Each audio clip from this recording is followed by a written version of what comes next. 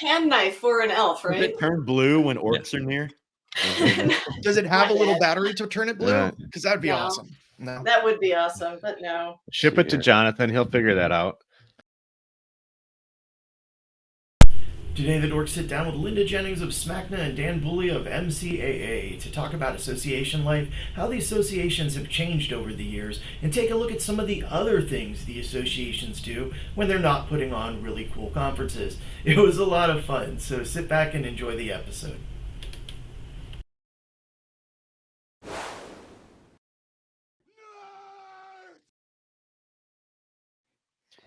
And we're live. That's right. Episode 78, Awesome by Association. We got special guests with us, Linda Jennings from SMACNA, Dan Bulley from MCAA of Chicago. We've got years of association history here, lots to dig into and lots to have fun with, but y'all know how it goes.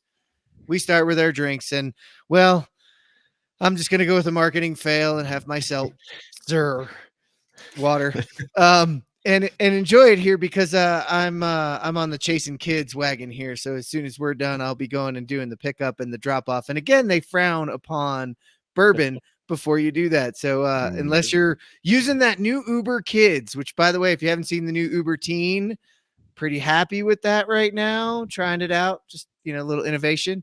But Trent, I know you're following me with the been on the 75. How many days in are we? Today's day 46 on this go around, so I'm gonna have to go back to normal. I think after this little stint, I'm gonna have to do an episode or two where we have a bourbon together. So needs to happen again, but it will not be this episode. So I'm on the drinking the Coke Zero Sugar again. You've got me. I picked up a Coke Zero the other day just because I was like, this reminds me of Trent. I'm gonna have a Trent. Aw, in case Coca-Cola wants to, That's right. we've really come really far. It used to be Flaviar. Now we're like, Coke's got more money for sure. So. Drink more Coke Zero. Jonathan or Travis may have something interesting though. I'll go. I definitely am drinking. I got a Talisker 10. Which is I think my favorite scotch at this point. Like even the nicer ones, I can tend to come back to this one each time. I used to be like a Lefroy 10, but now I like this one. This one's less peaty, and this one doesn't like freak people out when they taste a little bit of it. Like when you give it to somebody like try a scotch and they're like, this is horrible, why do you drink this? Yeah, they taste like dirt. Yes, exactly. It's like somebody took really good whiskey and put it through dirt. What is going on here? I'm with you. You just end up getting it at some point, and it happens. I'm the same way with that and the IPA. Yeah, that and the IPAs. There's something wrong when you drink those. There's just something. I got to disagree with you on that one. The IPAs were my weakness. I'm pretty sure they were responsible for me gaining 30 pounds at one point in my life. So. Possibly. But I'm on the sober train tonight. We were talking some before we started recording. We were talking some hobbies, and I'm a serial volunteer, so I have a volunteer board committee, and that's another thing that they frown on you showing up drunk too. So just good old Midwestern water here for me tonight. Well, we got two guests with us, so Linda, I'm gonna have you go first. What are you joining us with tonight? I am so disappointed in myself. I have a San Pellegrino. It's water with a little fancy bit of water. Yeah, they're actually quite delicious. It's for salt, right? But I would be having what I call an element tea. Some people call an element. But all of the watermelons are gone, so I had to have a San Pellegrino. And I have to tell you that in my office, we started this no sugar thing today. And that's going to be fun. Still angry. Yeah. Linda's very happy. So good thing we didn't get you on the podcast like 2 or 3 days from now, like in that like 3-day window of no sugar. Oh yeah. You can fake it. Make for a good podcast. We would get to hear all the gripes. It's just one day without coffee with sweetener. I'm already mad. See, I can do the coffee without it, but there is a point, Linda, where you go through the. I mean, it's like an addiction, and you The break it, detox, but you get yeah. you get the angries. I get that. I was like yelling at inanimate objects when the first time somebody made me do that. It's like, I'm pretty sure I couldn't live without sugar. A lot of sugar. well, But and nobody that could live without really? sugar. Let's be. Let's get. But yeah. let's be honest. Yeah. Dan, So what about well, you? there's a new voice there. So Dan Bulley. Oh. Okay, so I got to preface this. I'm not much of a drinker, but my son and my nephew are both in the beer business. So my son, they all like to get me to try stuff.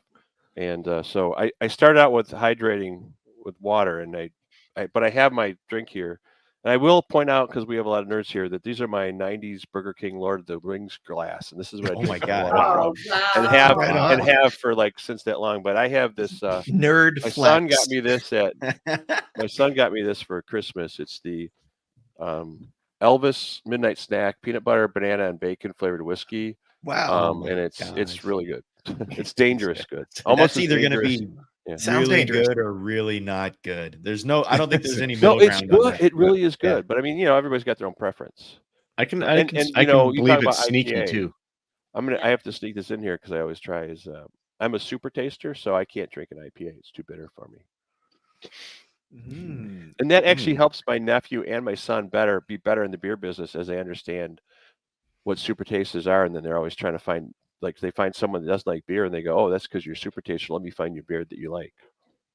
Ah, right on. So what would be a beer you like? So, a Hefeweizen generally, like that was my go-to thing. Like my son would be, yeah, Jimmy, his friend Jimmy doesn't like beer, and I go, well, he might be a super taster. And everybody jokes when you bring up that up, but he's like, I give him a Hefeweizen. He goes, he loved it. I go, he's a super taster. That's my thing. Cool. Very cool. All right. Well, now that we got through our nerd flex, and if those of you who are, if you're riding along and playing the home game, you just Googled super taster, because I did. So if you're playing the home game, that's what you've done so far. Right. Check that box. Yeah, but we have, the two of you have, so Linda, I want to start with you. You work in the association world for SMACNA. Give people listening that might not know, what that's all about. Although I don't know, I'm just gonna say, let them know what it is, what it's all about, and kind of how'd you get here? So, wow, how did I get here? That's a really long story, and it goes back to my grandfather, and I don't want to start there, but when I was in high school, my dad worked for SMACNA of San Diego. I'm from San Diego. I went to college in San Diego State. Go Aztecs. And at some point the association north of us, Riverside, San Bernardino, they were going from having a third-party administrator for their association to going self-administered. And so I applied to be their office manager. And after about 3 years, I became their chapter executive.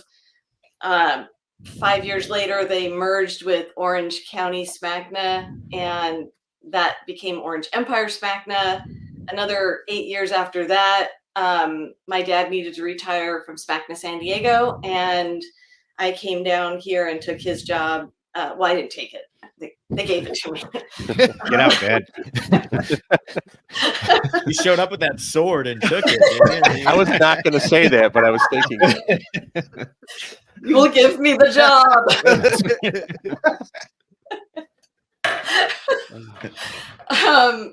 And another, I don't know, 17 years later, Aaron Hilger is the it's not the chapter, he is the CEO of SMACNA, and he's been there for going on his third year now. He was, had a job opening, and he was asking me, who do you think would be good for that? And I said, me? You picked your sword back up. I picked my sword back up and I said, give it to me. Shall I introduce you to the sword? It's worked before. Doesn't have a name. Yeah. I mean, that's an interesting way about it. It's like he trusted you for the input of who should get the job. So yeah, it's like, honestly, why not me, right? Yeah. So Right. that's pretty And cool. well, he was like, I think he was surprised because I don't think it was in his wheelhouse to think that I would want it. And during our conversation, I said, well, this is kind of a dream job to me to work for National SMACNA. I don't know who else in the world would think that this is their dream job, because you don't wake up going, God, SMACNA, yes. But I do, Well, and you do. Yeah. and I have for decades, I guess. And so over the course of the conversation, I said, I don't know that I can leave San Diego. I've got 2 teenagers in high school.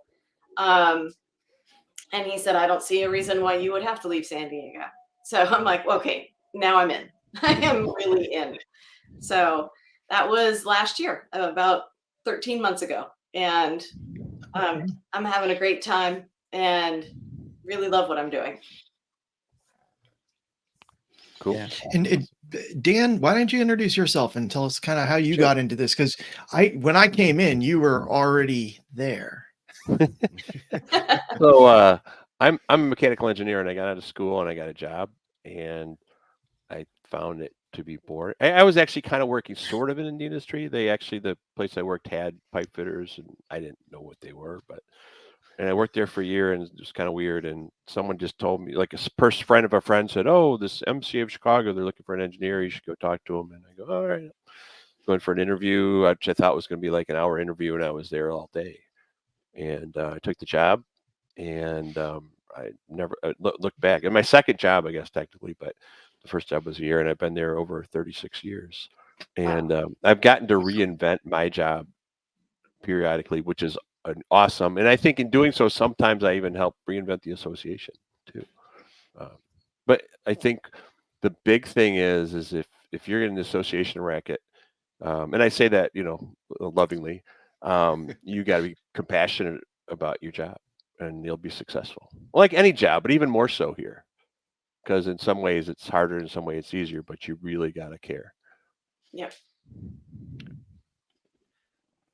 I guess that kind of is a good point. We went through like the origin stories there, but we both kind of ended with, that's how I got the job I have. I think what we left out was, what is the job that you? Let's Linda, I guess we'll start with you. What do you is it actually you say you do? here? Well, so you moved up. We kind of got like your origin and how you moved up, but the job you took a year ago, what's the title? Tell us what you're doing. I think that's the part now I'm like, oh shoot, we didn't segue to that very well. Oh, sorry. So my title is the Executive Director of Innovation, Integration, and Learning. Cool. 5 times fast. Yeah.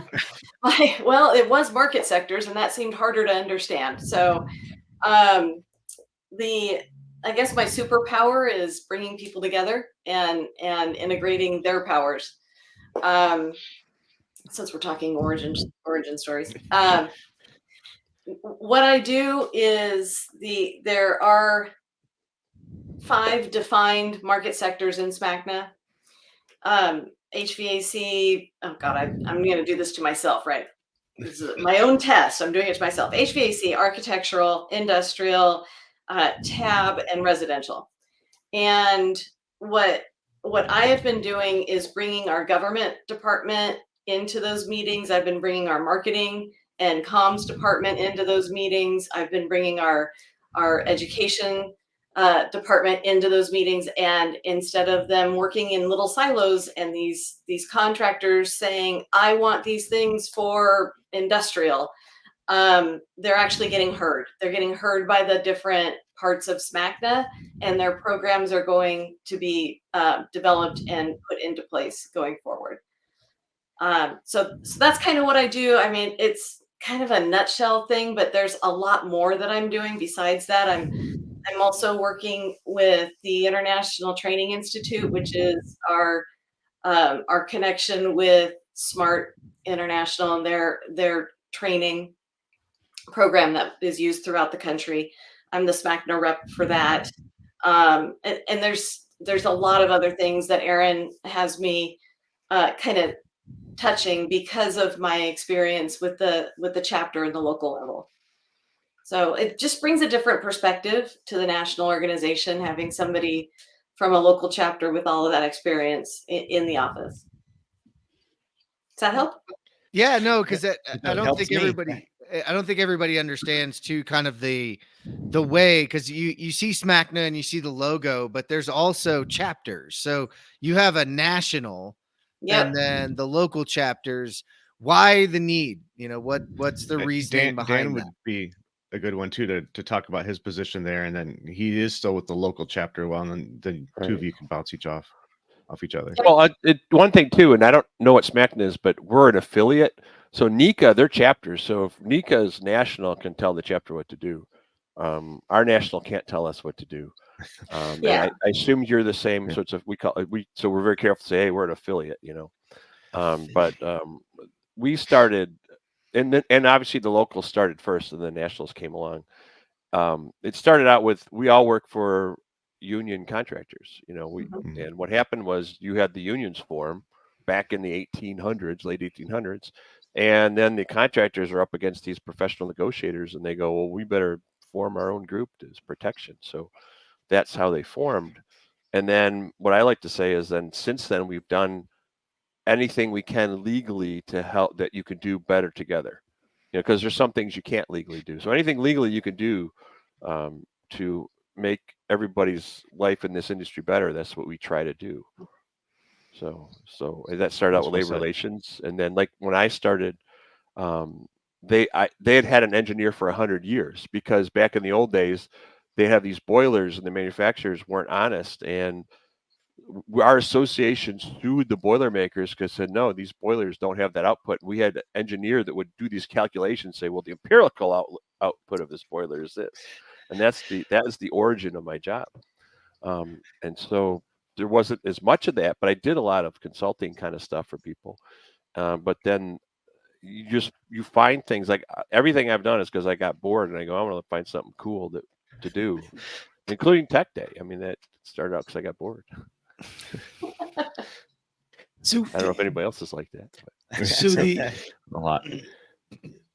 what would you say, like, the primary job that the associations are doing right now for their members? Is it more on the negotiation side, or is it more on the education and sort of bringing them together as groups? Like, and I'm going to throw it at you, Linda, first. Like, what's the biggest thing that you see that the associations are sort of doing for their members?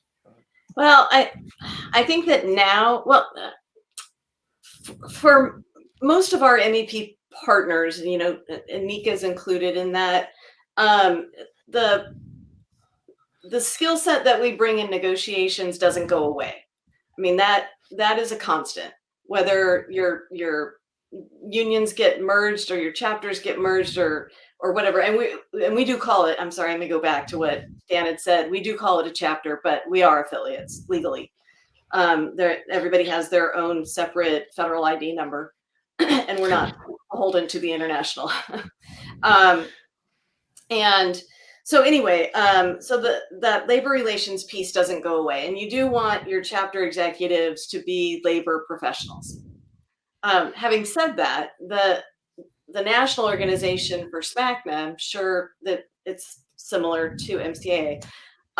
You are able to then go outside of that realm and bring in the education, the innovation, the government relations, all of the other pieces we can bring together, because on the local level, you don't necessarily have, all of the funds or the time or perhaps even the interest to get the full realm of the association done. Is that? Yeah. It's fair. Yeah, we I would say we'd say that what we tout as the big thing is labor relations, education, and government affairs. And the government affairs gets more and more important, especially in the local level. In Illinois, it's heavily blue, which is good for labor, but then it can be anti-business, sometimes, or challenging to business. So we're more active than ever in our government affairs stuff. And education has always been a big thing for us. And I can talk about later about why I think why I think that is and how it's grown. It's really grown a lot since the old days. Yeah. Yeah, and the labor certainly the relations. conventions that you guys. Oh yeah, conventions are huge because of the education that we bring in and the parties. That's really important. The Well, parties are the important. social. I forgot about this. Social is so important. I mean, Yes. and this is. I don't have the association. Are you a CAE, Linda? I'm not a I CAE. am They have. absolutely, yeah. I never bothered to get it because I was just too busy having fun with stuff. I'm like, I don't need no badges, but it's there are certifications you could get where you learn how to be certain things, but Yeah, there's I an just association never- for everything, including association execs. So which they can be interesting. They used to have actually some pretty cool innovation conferences.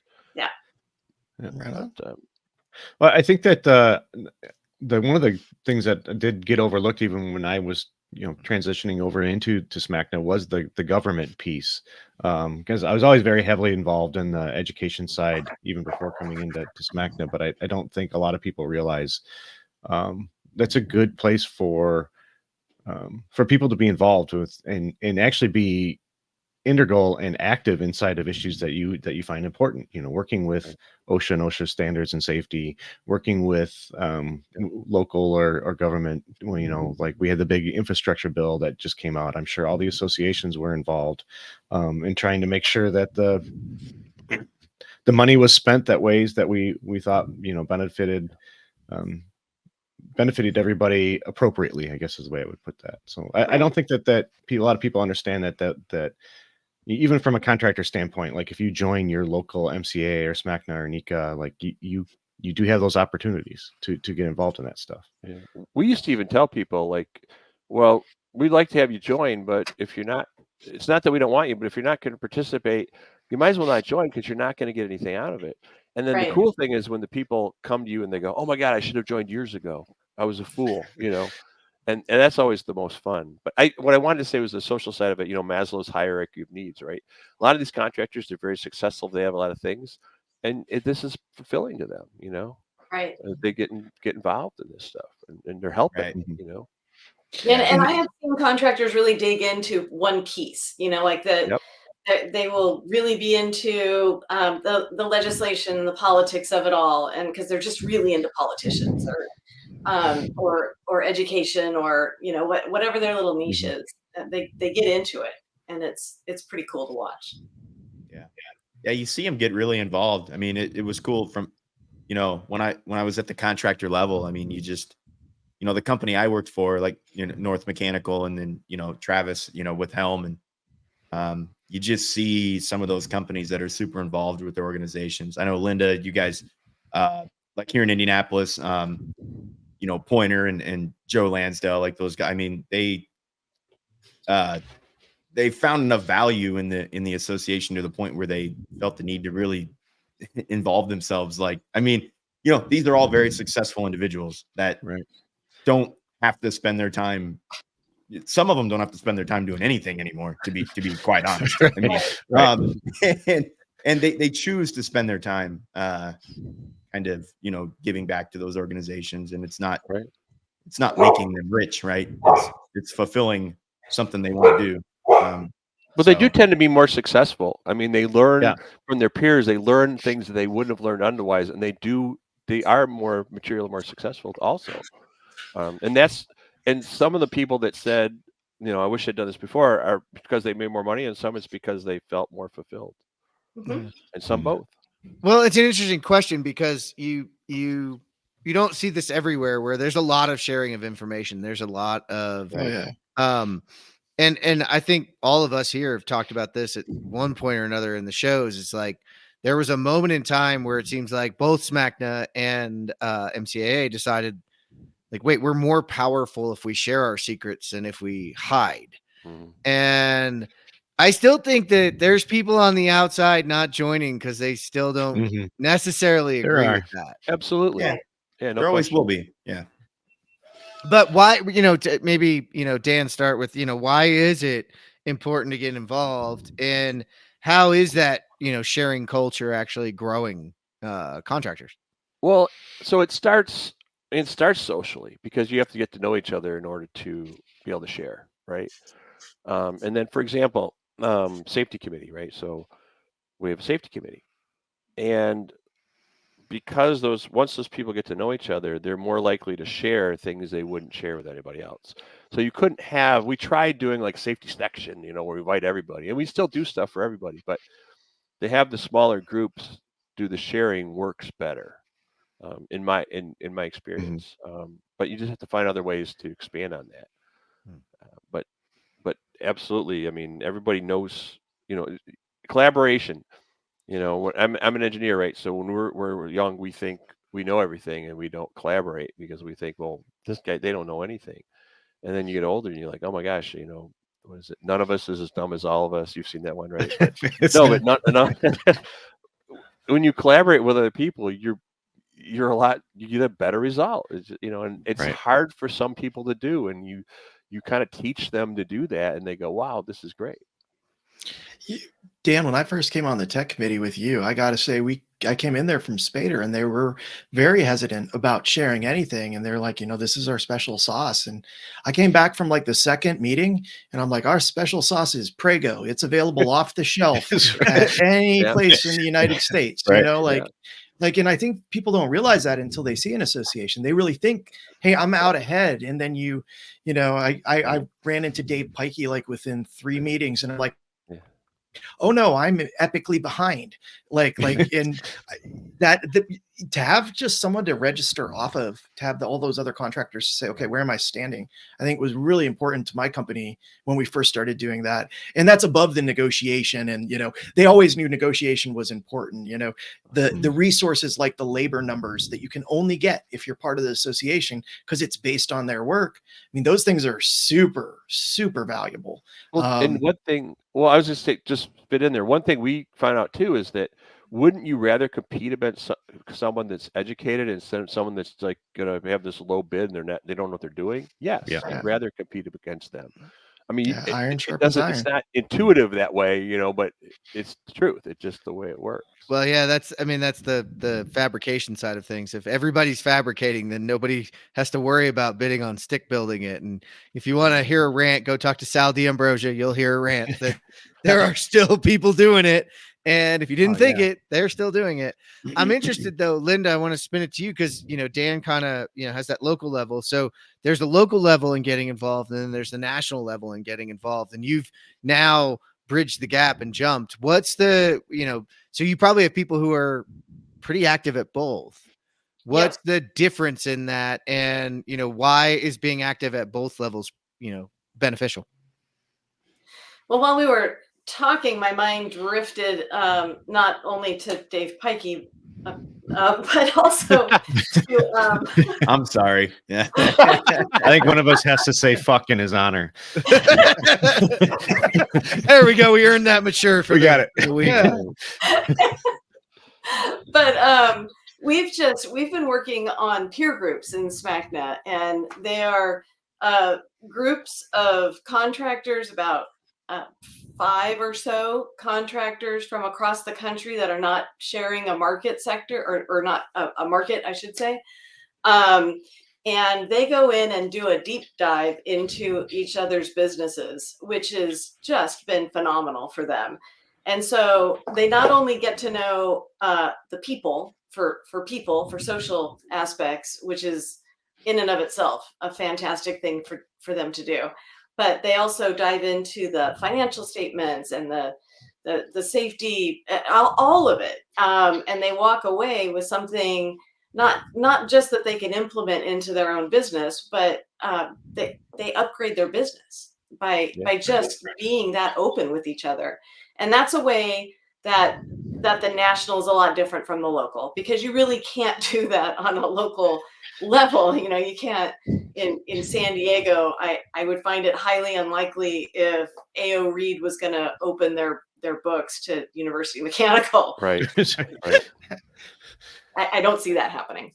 No, and that's probably a good thing, because let's keep it legal. Yeah, let's keep it legal. Let's keep it above board. Yep. Yeah, those are good. But it's interesting because you focused on contractors upgrading themselves as a business. And I think we fail to understand what that modernization might look like for a contractor. I know, well, I don't know, because I don't really know exactly who all listens to the show. We got a lot of geeks out there, but I hope that there's a leader or two out there that just shuddered at the opportunity to open their books to Right? somebody. Some of them won't open their books to their own people. Or Yeah. their spouses.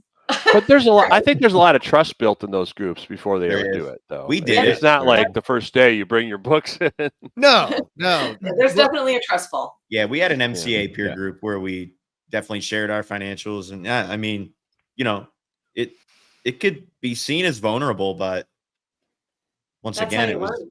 it was all about like the ability. You know, it's like this is all going to be real. This is all going to be driven. You know, we're not going to hide things here, and we're not going to. I mean, if you want to see what really works, sometimes you got to look beyond the textbook, right? It's like what's really working. Right. I like the way that you phrased it too, Jeff, that you know, we all try to get better at contracting or building. But I don't think a lot of people always focus on getting better as a business, getting healthier as a business. And you need those regular checkups to make sure that you're on the right path. Yeah. Yeah, it's funny. Sometimes you get kind of sold on what you look at like profit margins and things like that, which you might have like a regional competition or you're at least sold on where you've been historically. Mhm. And then maybe when you look at some other people, hey, these guys found like 3 to 4% that I didn't think existed in the market, right? I mean, Right. what's going on here, right? This isn't. Yeah. Sometimes you need that proof, that eye opening. Like it reminds you that, hey, we're not doing it all right, because they found it somewhere. It's not magic money. You have people that inspire you, to not Mhm. settle, and Yeah. that happens too. You And also sometimes have- it's the competitive instinct, and sometimes it's just like, wow, this guy's so cool. I want to be like him. Right. Well, competitive, yeah, and that's a good thing too. So, yeah. Well, and if you haven't changed your business model in a long time, like say the 90s, you could still be thinking that change orders are the way to make money, right? Yes.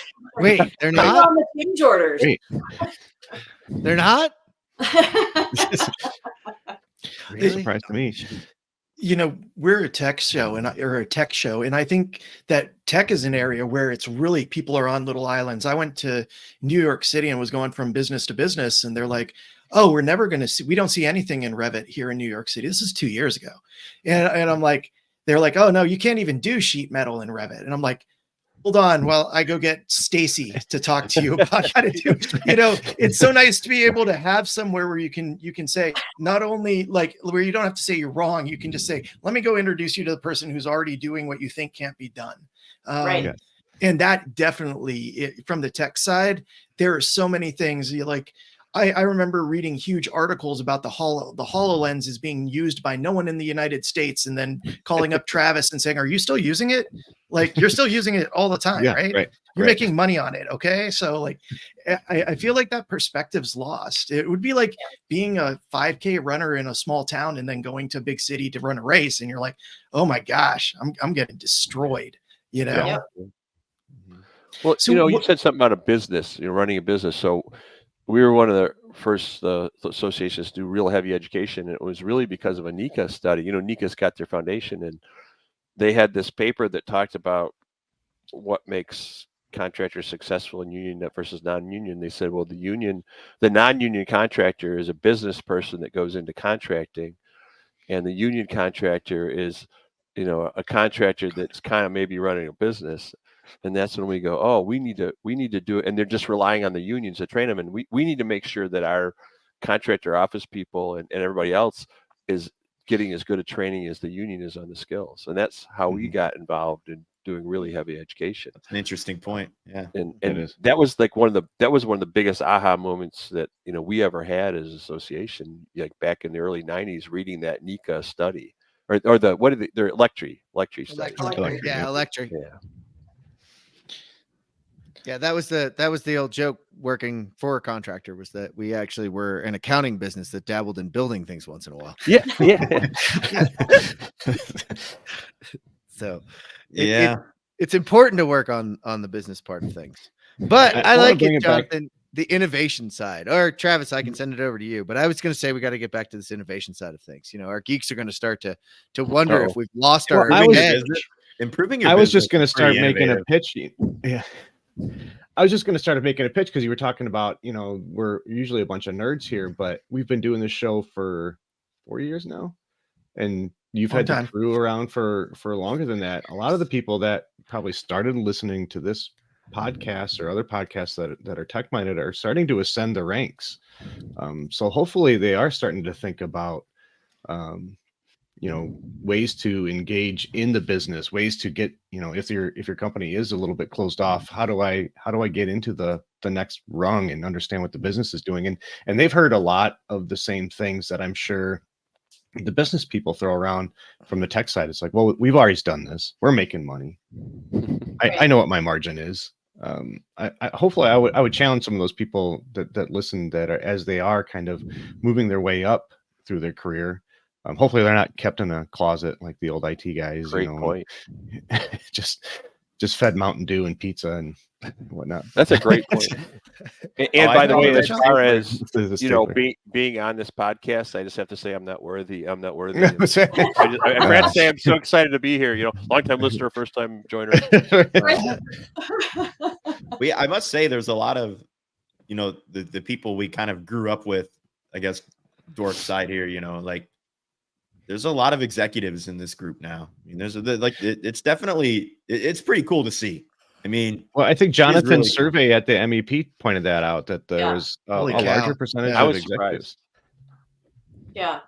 And we're going to be doing a lot more training along those lines of taking people who are in those tech positions now and teaching them how to lead when they're not in a position to be leading. Like, how do you lead in the position you're already in?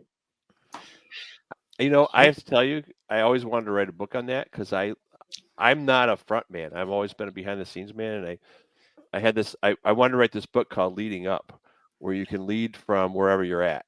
You write that down. It's a cool That's right. concept. Copyrighted. Well, I think there's people that concept has been around, but we all have our own idea of it. Yeah. And especially in the association, when jobs like us, like we're not, you know, I'm never going to be an exec, and I don't want to be, you know, the head guy, but there's so many opportunities to, whether the other person ever knows that or not, that you did that you're leading up and you're teaching people things and helping them become leaders in their own right. Yep. Can I ask you both a question about maturity of businesses? Because I'm seeing the same thing, and I could just be in a weird. I won't ask Linda because she just declined. but I'll ask Dan now. But when I come in now, like I've talked to companies and they're like, oh, we have mature BIM, we have mature this. They're like, we have a lot of more mature companies at the heads of these associations. You're at sort of the level at where you're talking to some of the newer, you know, the newer contractors that are coming into the market and some of the newer people that are joining the association. How do you help them, you know, sort of realize that there's a path to maturity in the associations? Or how do you deal with those new people that they were outside the association, they're blowing it off, like you said, Dan, and they're like, they're going to get the point now. Like, what do you say to them, and how is that kind of looked at? You mean to join or to get involved in tech, or what? If you're joining from the outside, you know, I got it, and I could be wrong. If you're joining from the outside, my assumption is actually that you're a less mature company, probably, because it's going to be tough to be mature Not without comparing necessarily. yourself. Not others. necessarily. I don't know why people join or why they don't. There's people we try to get in for years because they're very good companies, and there's a couple companies that took 20 years to join. Yeah. You know, and they were on the edges the whole time. And we don't worry about that. We worry about, hey, come in, you're going to learn stuff, you're going to have fun, you're going to do better in your business. And that's what we tell people. And if they do it, they do it. And if they don't, we don't have control over that. You know, we can't worry about that. They're going to be more mature though, generally, if they're a member, because they're getting all this good stuff, you know, because we do And they have care. the time to travel, right? Yeah, that too. I think the reason I was asking is I run into a lot of people walking around at the conferences, and they're like, "How in the world am I supposed to start a BIM department? I've got all these people that are sort of laughing at me because I don't have a BIM department." But there is this like gap, and it seems like it's getting bigger as the bigger contractors get more mature, between someone who's just starting out in the association and someone who's been in the association for a while and has a peer group and already has sort of some of these things that go, I don't want to say they go hand in hand with the associations, but they really do kind of go hand in hand. Do you guys look at that and the pathways to sort of bringing them up to speed? I know we are. We're starting to. We have a little bit of a disconnect with language on this platform, because we want to call them emerging leaders, or we want to call them new members, or first timers, or but there's got to be a better term that we can call them. But until we figure that part out, I guess what we did at this last convention is we identified those people, and we put them, invited them. We didn't put them. We put them in a reception with our long-term members. In SMACNA, after you've been around for entirely too long, they give you a College of Fellows award. And those people all gather in places around the country a couple times a year. But they do come to convention. And so we invited those people that we're identifying as people coming up in the industry and put them with the people who've been here in the association world for a long time, and kind of partner them at the beginning of the convention so that they've got someone that they can ask questions or talk to, or somebody who can just micro mentor for that week. I like micro mentor as a term. That's a good term. That's buzzy. Yeah. From my perspective, I have a lot in my head. I gotta figure it out. So when I first started, the only people that participated were like the C-suite people, the owners, or one or two down. And as we did more education, we got more people, and we said, hey, we got to get more of these people involved. And the irony is that the people that are on the safety committee, the industrial committee, or the service committee, the technology committee, or something like that, they're going to get plugged in a lot quicker because they're going to be in this group where they're going to do something they know about. It's probably the principals that are harder to maybe or no, they just have to do it on their own. I mean, you can't make them do it. They get in there and they find someone that they connect with. Now, we have new members. Our board will always make sure they talk to them. I will. John Rayburn, he's our exec. He'll always, he'll make sure to go talk to them. We know that, and it just happens. But yeah, you do have to. You'd have to look at that at least. But yeah, no, we all think, everybody thinks about that. I mean, that's association. A lot of stuff we call association 101, right? And that's hey, make sure your new members are comfortable.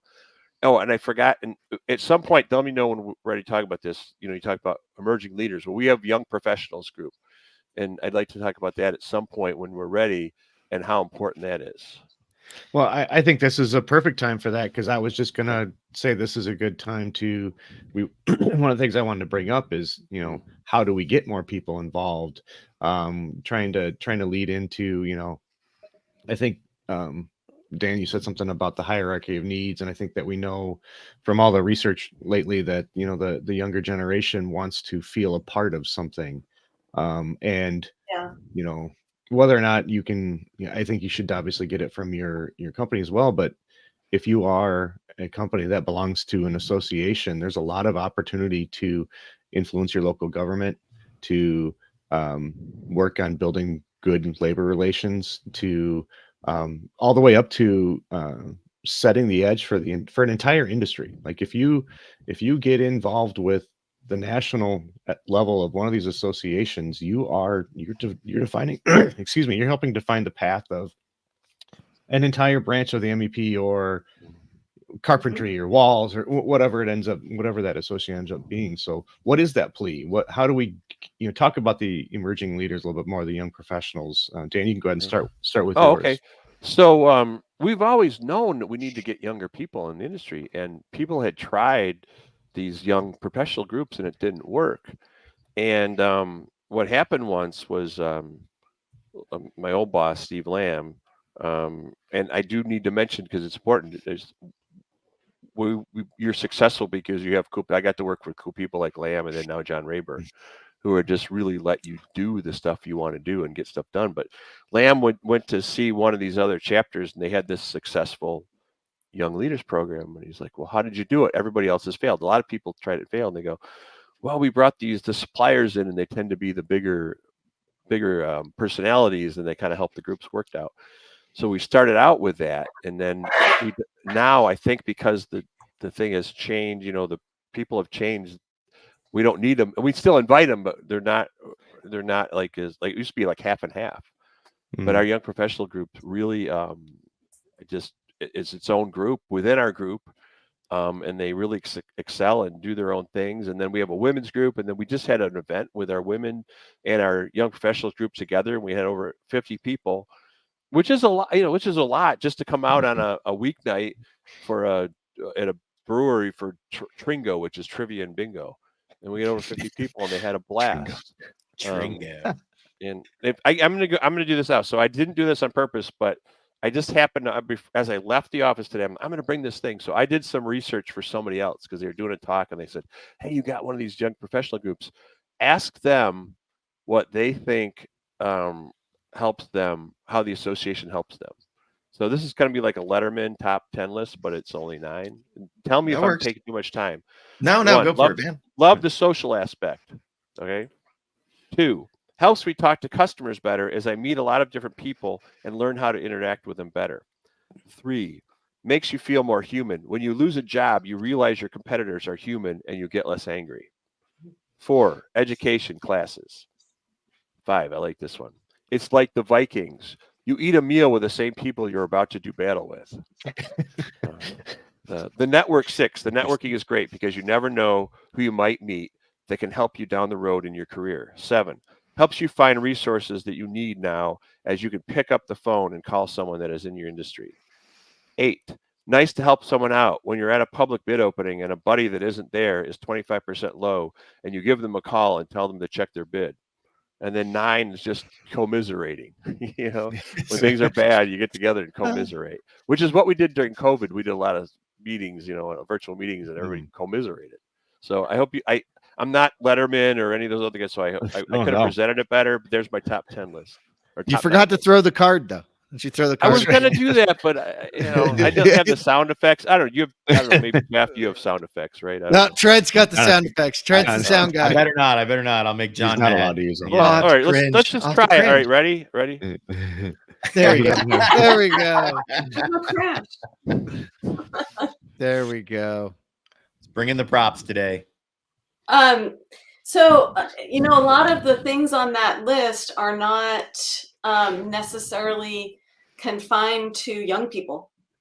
And one of the things that we're starting to address in SMACNA is that if as tech people become more higher in their positions in the company and they reach maybe that C-suite, they're not that young anymore. But they are that inexperienced, right? And so what do we call these people? Young professionals, good. Nobody wants to be a newbie, Right. But we want to bring them in. We want to put them in peer groups. We want them to learn. We've got resources for them. They're just, a lot of them are just not as young as we would, or maybe we're that old. I'm not, because I never aged, but Right. Then you were talking about the labor movement, man. I remember when that was going on. Is there a Go Go ahead, John. Travis. Oh, we're too polite to one another. Yeah. Is there a demographic though that you're seeing? Either of you, do you either see like a certain demographic? Because like when I look at what I went to Women and Future Leaders for NICA. Okay. And if you wanted me to tell you what the demographic was overachievers. I had everybody there that was the younger people were the overachievers for their companies. And to the point where, you know, how there's like jokes about overachievers being like overclocked brains and everything else, like all of them that were that way. It was like awesome. It was my people.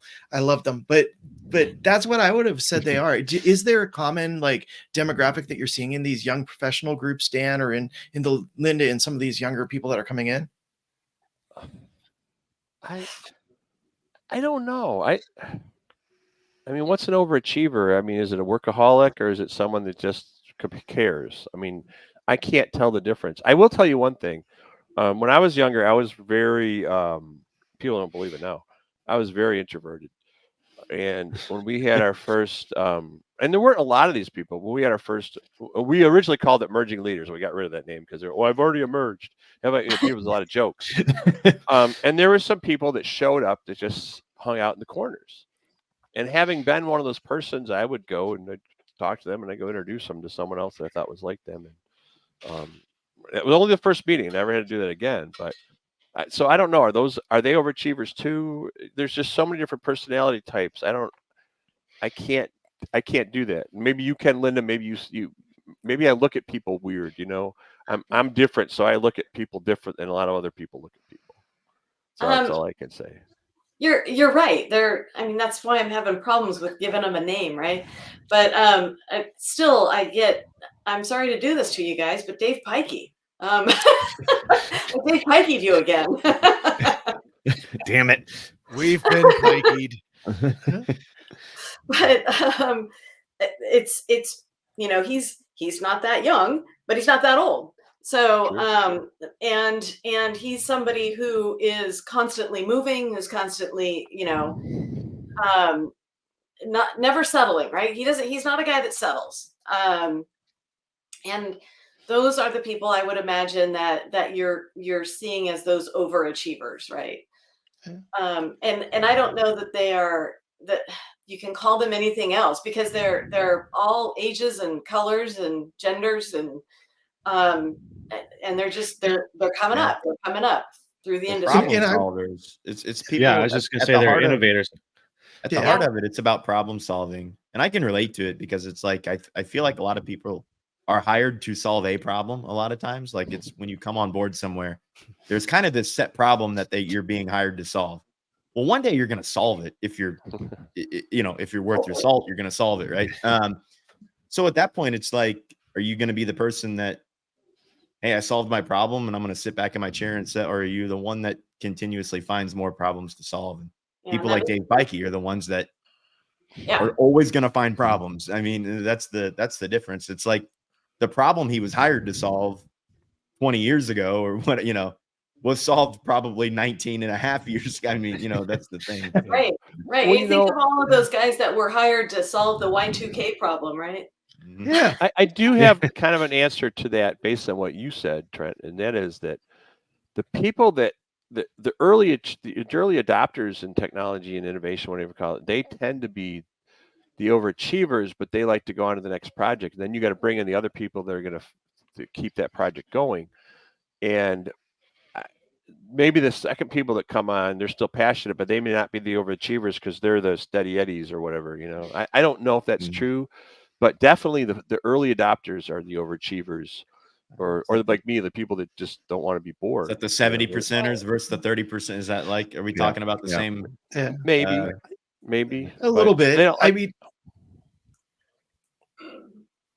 some people are really good at getting an idea to 70%. Some people are really good at getting 70 to 100, right? We talk about that a lot, about the fact that you have a personality type that gets bored after they've solved the initial problem and needs to move on. And then you need a leader that's, you know, able to like actually turn that into a process that's repeatable, that's scalable.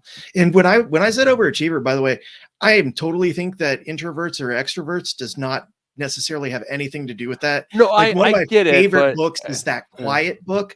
If you haven't read it, Dan, you'll love it. No, Read Quiet. Okay. Read Quiet. Okay. It's about introverts in sort of business and how valuable they are and how to use them correctly in your business in terms of making sure there's a way for them to communicate easily. But I think what I was looking at is just that, like, I think Trent hit it, is that problem solver mentality. By the way, I think that the 70%ers that like solving the initial problem are their own problem to solve by those other people that are bringing it to the finish line. Like in their case, Trent is their problem, you know. Right, exactly. Trent took it to Well- 60%, and we have to make Trent work. Well, see, I feel like we bring things to 100%. We just don't keep them going at that 100% level because we go on to the next Yeah. thing. I think that's fair. But the other part is it's hard to let go of it too, you know, because you got Oh, this yeah. going, it's your baby, and then someone else is doing it. It's like nobody even associates you with that anymore, and you kind of feel a little bit sad. But you still really rather find the next thing if you can. You Yeah, can what only have so about many those of babies us that to take it care to of. 40% and call it done and move on? Right. And then we come back every once in a while and break it That's again. a whole and other then, thing, because maybe something should only be brought to 70, because that's the whole thing. Is there's a lot of things that probably shouldn't be brought past 80%, you know. And when you do Yeah, mature absolutely. it, then you've gotten too comfortable, you know. Maybe Well, it's- mature means comfortable. It's actually interesting. I had Hamza Shambari from Haskell on a show recently, and they have a thing called Disrupt Tech. And whenever you're bringing something new into Haskell, they go through this process. And it's interesting the number that don't get to even go through the process, and then the number that go through the process and don't make it. So you're right, Dan. Like there is a process to. You shouldn't let us just do what we do all the time. It's not necessarily good for business. Yeah, because a lot You of know. what we do is never done. I mean, if you leave me to my own, you know, to like my own initiatives, like I'm never gonna be done. I mean, yeah. So you need somebody that's gonna reel it in, like because And it's going to say no, stop. yeah. You're Well, there's a done. point of diminished return on most projects and most things, right? I mean, there's a point where you get something to a level, and the cost to get it to that level was this, but to get that last little bit is actually the same cost as the first lot of it. I mean, So it's, there's a woman. I don't know if you guys. I can't remember her name, but there's this woman that does MCA, and she might do SMACNA too. But they do the personality things, you know, like Yeah. what personality is. And you ever seen the one that's like you're either a square, a triangle, Nope. or a circle? All right. So how many of you were squiggles? I don't. So I'm in this room. I don't right? want to that raise one. my hand to being Well, a squiggle. I'm in this room, right? And they're talking about this stuff, and they go in the circle, the triangle, the square. And I don't think I'm one of those people, and all these people are doing it. And they go, and then there's this other type, and we call them squiggles. And she said, I go, that's me. And I'm like, how many squiggles are there? There's like 3 of us in this room of 300. And I'm like, it's just weird that only 3 of us identify as that squiggle. And they go, and you should never have more than one squiggle in an organization or something like that. And you get scared and stuff, you know. You're like a gremlin. There's rules or something. But it was mind blowing to me that there's that many people in the room and there's that few squiggles, and you were just like, oh my God, that's me. Yeah, that's we were doing the Content Crew live at that show, and Rob and I were breaking out, and I got lucky enough to be in her she changed the way I present. We used to we had this whole, you know, presentation methodology that we would use, and timing and number of slides. Yeah. And basically in 10 minutes of her talk, I was like, well, there goes everything. We're throwing this out the door. And by the way, I'm a squiggle. Like there's only a few of All right. us. And We need a secret handshake or something, right? Yeah. And she has the funniest presentation. She's like, I have 150 slides. We can get through it. We can really rally. Or we could do a presentation with no slides. And of course, everybody's like, no slides. And she's like, yeah, well, good, because I don't have the other one. So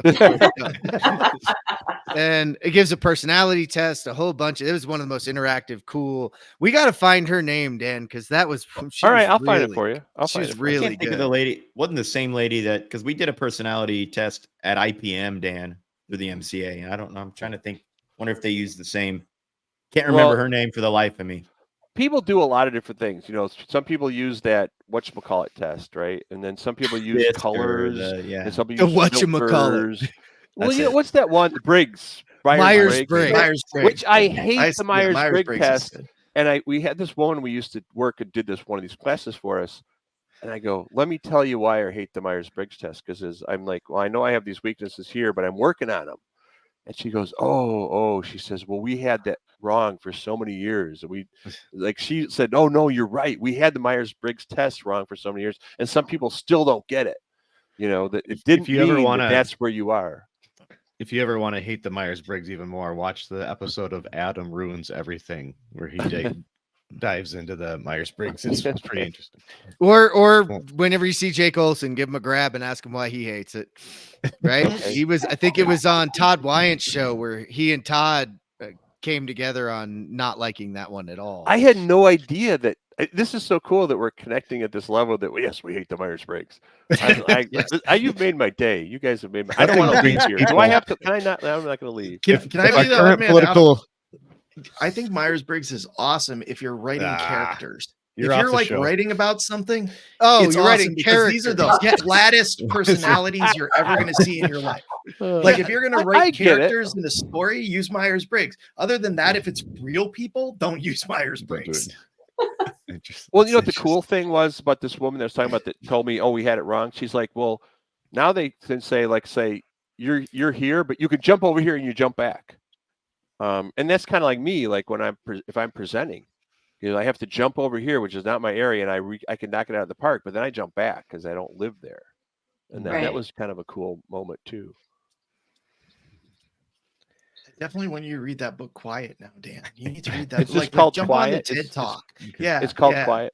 Okay. Yep, and she's got a TED Talk that goes with it. It was kind of good, but it talks about sort of the introverts that are able to jump into the personality of a professional in order to give a talk, and then have to go to the bathroom and wait 20 minutes to calm the hell down after that talk on stage. So if we're getting into that kind of stuff, so one of the things I noticed was like I can go back and forth between my left brain and my right brain, but it takes a while. Like you said, like 20 minutes in the bathroom. And I think you can actually hear the click, Yeah. But the really, really amazing people, the people that can just do it like that effortlessly, and you can see it, you can watch it. I don't know if you know it. I know someone like that. I won't say their name, but I mean, I could, I guess. But that's who I see are the people that really can master things, like master anything. It's so interesting to watch leaders because I think a lot of times, and we were talking about leadership development, I think a lot of times leaders start out in a place, but the thing that they actually all do the same is they all learn. So like they learn from their peers, they learn from obviously the associations, they learn, how to be a professional despite wherever they started from. And I think that's one of the things where it's like you need to have the interaction with those other personality types to learn those talents. Like I learned a lot when I was on that tech committee about how to go from being VDC, sitting in a chair, typing at BIM all day to, hey, you're going to lead VDC and build bigger things. And here's all the personalities that are going to teach you how to do that. You know what I mean? Yeah. So it was very inspiring. Like I got to say the first few years that I was on the tech committee, and you were there, Dan, for I think some of those. And Travis, you were there at the tail end. Yeah, I think. I was there. Yeah, I would say that I changed dramatically during that time. So we are getting kind of towards the end of time. Is there something that you would say is unique about the associations? Because you've worked in them a long time that you really don't see in other organizations. You don't see it in, engineering or in aerospace or in, everybody has husbands, wives, people that they know closely that are working in other industries. Is there anything that you see in the associations that really separates out them from those organizations outside of construction? You mean like association staff tend to be stranger groups than most normal people? That's just you, Dan. You have to realize that's everybody in the association. The better associations are like the misfit toys. We used to call ourselves. Misfit toys. Yeah. Well, Linda, why don't you answer that? Because I feel like I'm talking too much. Well, I mean, Jonathan, you're saying that we all have husbands and wives at work. My fiance is a therapist, so do they go to conventions? Do they have a therapist association? You know, Can they I go do. to their conventions? I may need a lot to drink after this, but I can't have any. That's really upsetting. But yeah, it's hard for me to say because I've lived my life in the association world, and so I don't really have an open window into what it's like to work for corporate America. In fact, working for SMACNA National is the closest thing I've ever come to working for corporate America, because in my old association, SMACNA San Diego, it was me and a part-time person. So, now I have to pay attention to work anniversaries and reviews and things like that I never had to really focus on in the past. Well, I can answer that question with kind of the answer that you guys never asked me, and that is I'm blending a couple things here. I think the associations, the good association is more pure. And my example is all the different tech conferences you've gone to, which is the best one? The one MEP created Innovation. Yeah. because it was created by associations, Mhm. because it's created from within. And I think that's the beauty of the association. Now they have to be good and do it right, and we did it right, but that's one of the differences. I guess I'll call it we're pure. We don't have any allegiances set to make Right. our industry better. That's our job. Yeah, there's no boundaries. Like we bring in the best of our industry. If you have a good boss, if you have a good leader, there's no boundaries, and that's what I was really lucky to have these leaders like that I worked for. Yeah. Well, and I think that's one of the things I was trying to pull at a thread in Jonathan. You touched on it too, is like, yes, we focus on the tech side because we're in the tech and innovation, but I imagine those problem-solving leaders exist in the accounting department and the project management, and the associations hopefully are and the C-suite people that are already involved in associations are starting to understand that I need to send my people to this stuff. I need them to have these social interactions because, maybe they're gone for a week, but it actually makes my company better. It creates better employees. And then, even selfishly, I would say this a lot of times when I was on the tech committee or involved in the tech side, is like, I get to drive tech in that realm. I got to drive tech in a direction I thought was best for the industry and my company. And if you're not involved in these types of activities, you don't have that sort of input. Yeah. If you don't have those leaders showing up and emerging and playing a role from all facets of the business, I think that's been the interesting part too, since to watch, MCAA do its thing, SMACNA do its thing, NICA do its thing. And then for them all to realize that like there's this thing that they are going to do together at MEP Innovations, because each one was, let's be honest, at one point not cannibalizing from one another, because it's different members, although a lot of them bleed over into different ones, right? They're members of more than one.